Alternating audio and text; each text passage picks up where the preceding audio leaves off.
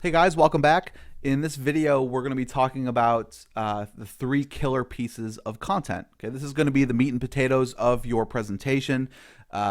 There's the reason that there's three. You may be asking why three.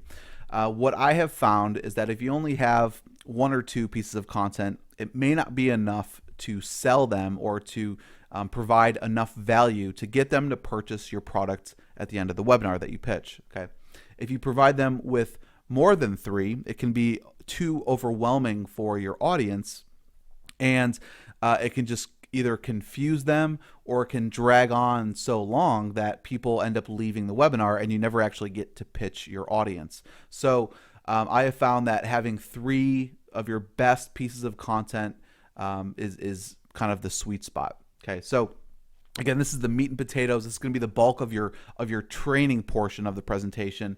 And I usually do anywhere between 20 and 30 minutes of your training. Again, you don't want it to be too long where people are just going to start dropping off.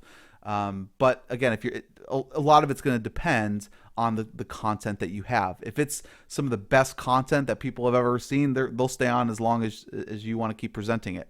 So I always like to try to give them three wow pieces of content.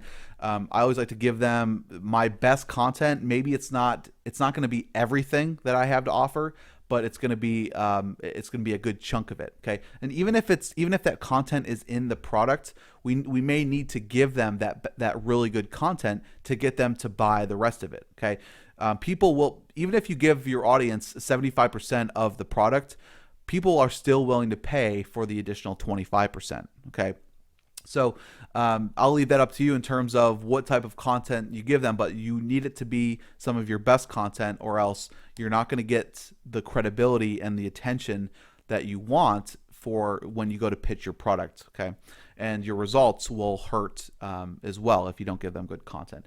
So the content should really address the pains and problems, address what you promised at the beginning of the webinar. Okay, if you can use pictures or charts or mind maps, that's going to be a plus. I feel that just people are more visual, and it helps to make things much easier to understand. Okay, here's just a few screenshots from the outsourcing webinar that I did. So whenever you can use quick bullet points or any type of flow chart or diagrams, that's going to be a plus. Okay. Now here's the thing. Here's the kicker. You want to leave that cliffhanger. Okay, regardless of what content you're presenting to them, you need to make sure that it leads up to whatever product it is that you're pitching at the end. Okay, you want to set yourself up for your close, for your pitch. Okay, if you give them, if you're giving them too much information, they may not even need your product. If you give them not enough, you again may not have the credibility, or you haven't pre-sold them enough to get them to buy when you go to pitch it. So you want to leave that big cliffhanger of, hey, well, I've given you this great content, but guess what? If you buy this product, this is also what you're going to be getting. Okay, and we're going to be talking about the pitch in a few videos from now, but just to summarize, keep your content very punchy, very impactful, very don't drag it on. Okay, don't be very get to the point. Don't drag it on.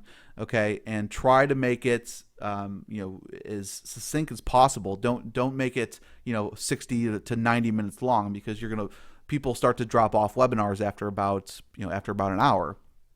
So keep it to the point. Make sure you're addressing their problems and their pains, and that should give you a great segue into your close. Okay, guys? I'll see you in the next video.